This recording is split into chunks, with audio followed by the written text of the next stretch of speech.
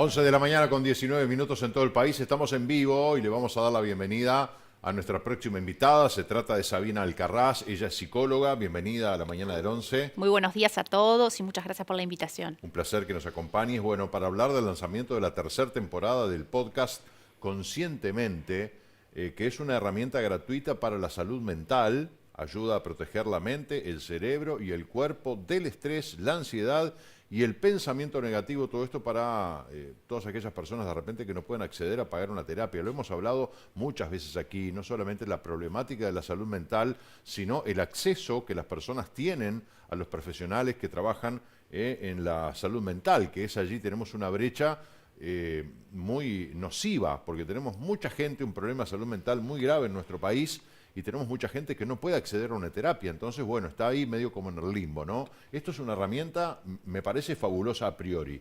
Me gustaría que nos explicaras un poco.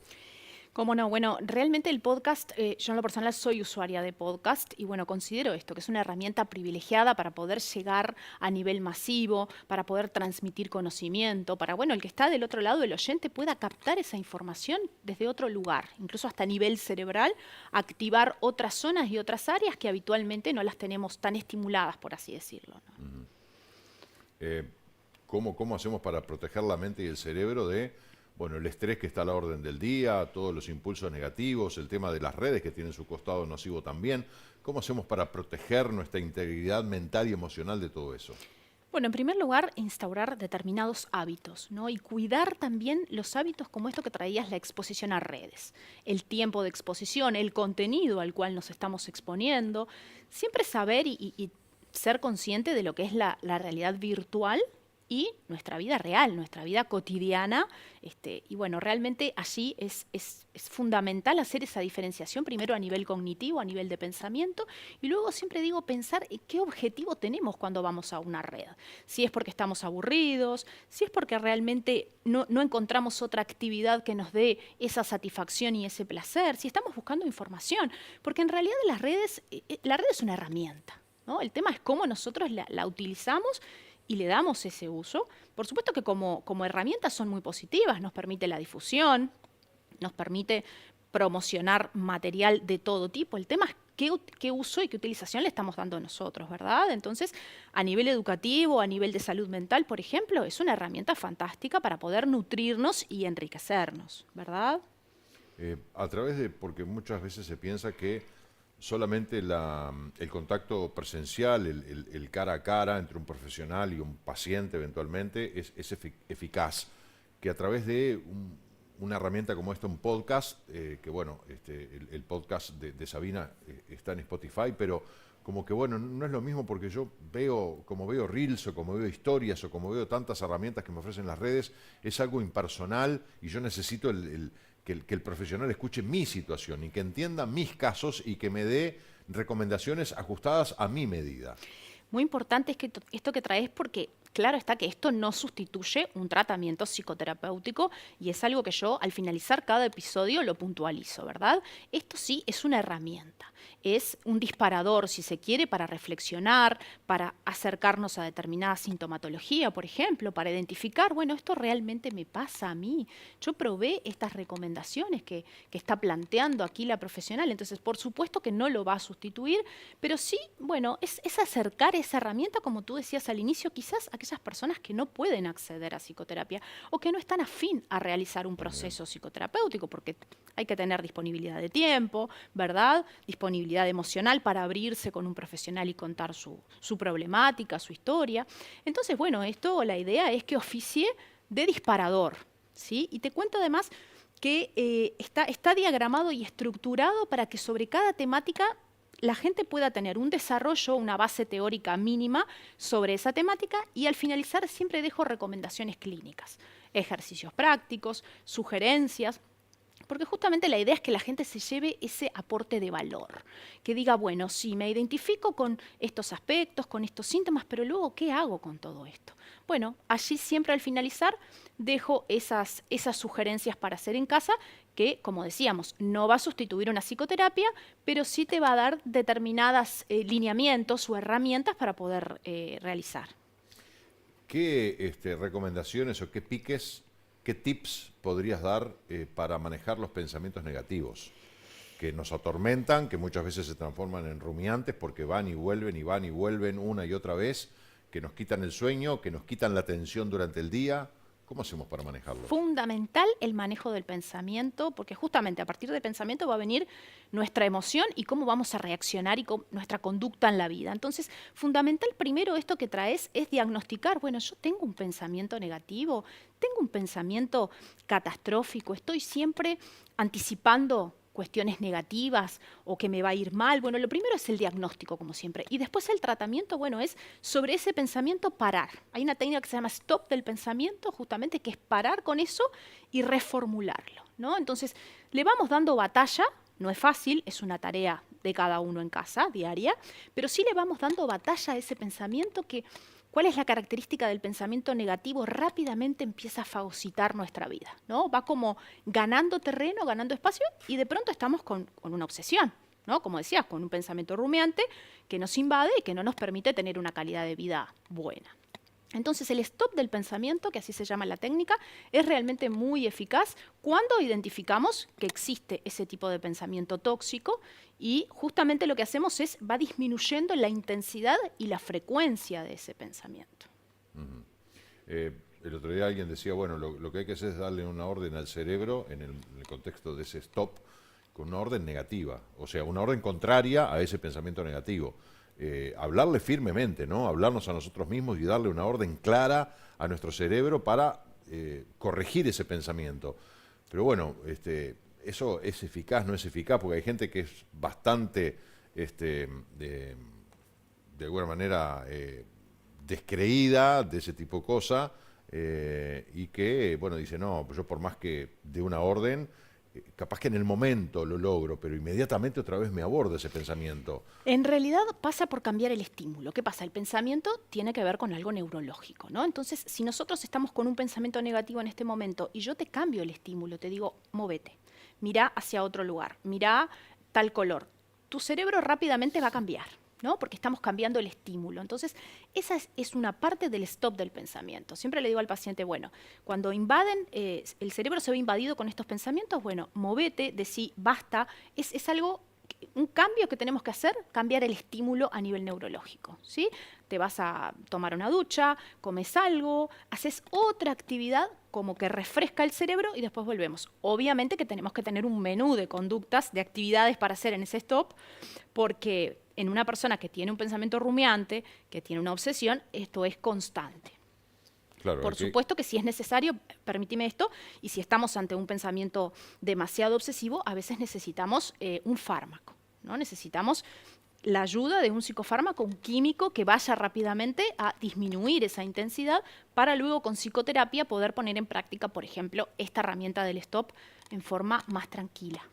Hay gente que es resistente al tema de la medicación, que dice no quiero porque me puede generar un hábito, porque me puede generar una adicción, porque no quiero tener determinados resultados en base a medicación y si no tengo la medicación no los voy a obtener. En lo personal soy muy amiga del psicofármaco cuando se necesita. Es como cuando tenemos una infección y necesitamos el antibiótico. Creo que a nivel general nadie quiere tomar medicación, pero bueno, hay situaciones en las cuales amerita, ¿no? Por ejemplo, en una depresión mayor sumamente invasiva, donde no podés tener intercambio con el paciente, donde estás sumamente angustiado, no va a poder captar todas las herramientas en el espacio psicoterapéutico. Entonces ahí necesitamos la intervención de un químico que rápidamente nos ayude a nivel neuropsicológico, a nivel cerebral, y luego, cuando eso esté mucho más estabilizado, obviamente ir con las herramientas y con la psicoterapia. Pero bueno, siempre en mi forma de trabajo y en mi experiencia clínica de todos estos años, el medicamento es por un tiempo, ¿no? Nos oficia en algún sentido de colaboración, ¿no? En nuestro trabajo, pero no es algo que, salvo determinadas patologías psiquiátricas que, bueno, sí, que no tienen una cura, no tienen una remisión de la sintomatología, pero en general, con gente que no tiene trastornos, no la necesitamos de por vida. Es por un tiempo mientras trabajamos con psicoterapia y luego el paciente prescinde rápidamente de la medicación. Necesariamente tiene que ir acompañada la medicación de una psicoterapia, no es solamente medicación. Depende de la situación y depende del trastorno. ¿Qué es lo que ocurre? En general, los profesionales de salud mental apuntamos a que el paciente pueda generar sus propias herramientas, pueda aprender a cómo manejar esa sintomatología, ese perfil psicológico, eso que le está molestando sin medicación. Es lo ideal, ¿no? Justamente porque aparte desde su autoestima, el paciente se empodera, se da cuenta que puede por sí mismo y que no depende de un factor externo y menos de un químico, ¿no? Entonces, siempre en lo personal, voy a apuntar a que el paciente trabaje desde su interior, trabaje desde sí mismo, aprenda. Siempre digo que el espacio psicoterapéutico es un espacio de aprendizaje, ¿sí? Donde, obviamente, en base a cada situación vital, a cada problemática, el paciente va aprendiendo a autogestionarse, a automanejarse. Ese es el objetivo global, digamos, de la psicoterapia. ¿Estás en Spotify y estás en Instagram también? Es así. Todo este material lo encuentran en Spotify, en Apple Podcast también, Conscientemente. Mi Instagram es @psic.sabinaalcarraz. También en mi canal de YouTube, que me encuentran como Sabina Alcarraz. Mi página web, www.sabinaalcarraz.com, que allí debo decirles que está el blog también con artículos de salud mental de mi autoría, que por supuesto es material gratuito y de libre acceso comunitario.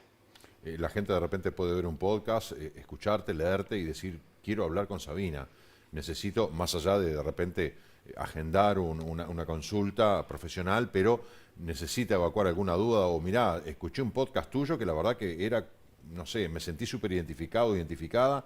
Digo, ¿se da esa Sí. interacción? Sucede muchísimo a través de todas las redes, porque en Spotify también la gente puede escribir y hacen preguntas, reflexiones, agradecimiento también, porque de repente con una frase, con una palabra, decís, bueno, realmente esto me ayudó muchísimo, cómo reflexioné, cómo generé cambios, ¿no? Por supuesto que estoy abierta a que la gente interactúe, pregunte, más allá de generar, obviamente, una consulta, pero que pueda interactuar por todas las redes, ¿verdad? Por Instagram, a través de la página web también hoy día tenemos una forma que se pueden comunicar directamente conmigo por WhatsApp. Tenemos realmente que por falta de vías de comunicación hoy día no va a ser, ¿no? Realmente que con las redes, por eso hoy comentábamos, ¿no? El poder de poder expandir, de poder difundir, de ya no tener fronteras con esto de las redes. ¿Es posible vivir libre de estrés hoy en día? No es fácil, no es fácil, pero es posible. Y creo que tenemos que trabajar, debemos trabajar en eso por nuestra propia integridad, por nuestra propia salud mental. Es cierto que estamos en un tiempo rápido, ¿no? Acelerado, una vorágine que estamos todo el Muy tiempo resultadista, el ahora, el ayer. muy autoexigente. También la cultura nos exige mucho desde afuera, ¿no? Entonces, estamos en esta necesidad de productividad 24/7, de ser exitosos, de cumplir al 100% con todos nuestros roles que son varios y diversos en la vida diaria. Pero sí necesitamos generar estos hábitos que hablábamos al principio de autocuidado, ¿no? De generarnos un espacio personal, de tomar el hábito de hacer una respiración profunda. Algo tan sencillo como eso, una respiración diafragmática que digas, bueno, vuelvo a mi eje, saca mi ansiedad y mi estrés diario, hacer una meditación. También en la segunda temporada, en realidad de Conscientemente, tenemos una meditación que dura 8 minutos. Todos tenemos 8 minutos en el día. El tema es tener la disposición y generar ese hábito y generarnos ese espacio personal. ¿Sí? Estrés y recién nombrabas la ansiedad. Son dos elementos disruptivos, distorsivos, que mucha gente lo padece. Muchos no se dan cuenta de que están ansiosos, lo tienen incorporado, tienen un accionar durante el día que lo consideran normal y es una ansiedad tras de la otra. Eso lo puedo corregir solamente con terapia, lo corrijo, bueno, tratando de, vamos a bajar un cambio, tratar de cambiar del flujo energético. ¿Cómo hago para manejar esa ansiedad que me invade todo el tiempo? Lo principal a tener en cuenta acá es que la ansiedad de por sí no es mala ni es tóxica. La ansiedad es una emoción que está como emoción tal, va a estar presente en nuestra vida diaria y tiene que estar presente porque tiene una función. ¿Cuál es la función de esa ansiedad positiva? Motivarnos, impulsarnos, motivarnos a salir de nuestra zona de confort, de hacer un proyecto nuevo, de cambiar de trabajo, de ir a dar un examen. ¿Qué es lo que ocurre? Cuando esto se genera patológico, se vuelve totalmente tóxico. Bueno, es ahí donde empezamos a sentir esta aceleración de pensamiento, ya sintomatología física, dolores recurrentes de cabeza, estomacales. Bueno, ahí es cuando realmente decimos esto no es saludable, no es la ansiedad positiva. Y bueno, en cuanto a tu pregunta de cómo manejarlo, siempre depende de la intensidad y de la gravedad en la que esta ansiedad patológica te está, digamos, invadiendo y te está generando una calidad de vida no buena, ¿no? Está incidiendo en tu bienestar. Como hablábamos, el tema de los hábitos es muy importante. El tema de la exposición a redes, a qué hora me expongo. Después de 9:30 de la noche, nuestro cerebro ya necesita bajar lo que es estímulo y no estar sobreestimulado, por ejemplo. Esto incide mucho en los trastornos del sueño. La gente que se queda hasta la madrugada en las redes sociales, después viene a consultar y dice, bueno, no puedo dormir, ¿no? Bueno, pero en realidad, si vemos tu rutina, estás hasta las 3 de la mañana con el celular, por ejemplo, ¿no? Entonces, todo lo que es rutina, lo que es hábitos, el ejercicio físico. El ejercicio físico es clave y es la forma que hoy la ciencia nos muestra que es el camino para, digamos, desmembrar el cortisol. Habrás escuchado sobre el cortisol, que es esta hormona del estrés, justamente, esta hormona mala. Y bueno, hoy día sabemos a nivel científico que moviendo el cuerpo, caminando, haciendo ejercicio, es la forma que tenemos de sacar esos altos niveles de cortisol en sangre, por ejemplo, para dejar una herramienta sumamente clara. Después lo que decíamos, la meditación y la respiración profunda también está comprobado que ayudan a bajar y a estabilizar estos niveles de ansiedad. Es decir, que tenemos herramientas, tenemos actividades, conductas para incorporar o para aumentar la frecuencia. El tema es, bueno, dar este seguimiento e incorporarlo, ¿no? Está claro. Vamos a recordar en el final nuevamente tus redes, cómo te ubican. ¿Cómo no? Me encuentran en Instagram, que es @psic.sabinaalcarraz, en mi página web www.sabinaalcarraz.com, por supuesto en Spotify, Conscientemente con Sabina Alcarraz, en Apple Podcast, en mi canal de YouTube, Sabina Alcarraz. Y bueno, LinkedIn, por supuesto, también, que es una red más profesional, pero también estoy por allí. Así que bueno, medios para la comunicación nos sobran. Iniciando la tercera temporada de Conscientemente. Tercera temporada que estamos con la innovación que es video podcast. ¿Por qué? Porque me parece muy interesante para la gente que tiene dificultades atencionales, que le cuesta mantener el hilo, digamos, conductor, la concentración. Bueno, el estímulo visual siempre aporta en este sentido a la concentración. Entonces aquí el oyente tiene las dos opciones. Puede escuchar el audio, como lo hace siempre, y ahora puede sumar el video. Muy bien. Sabina, un gusto recibirte en la mañana del 11. Un placer, muchas gracias. Gracias, hasta cualquier momento. Tenemos que hacer una pausa, 11 de la mañana, 37 minutos, ya venimos.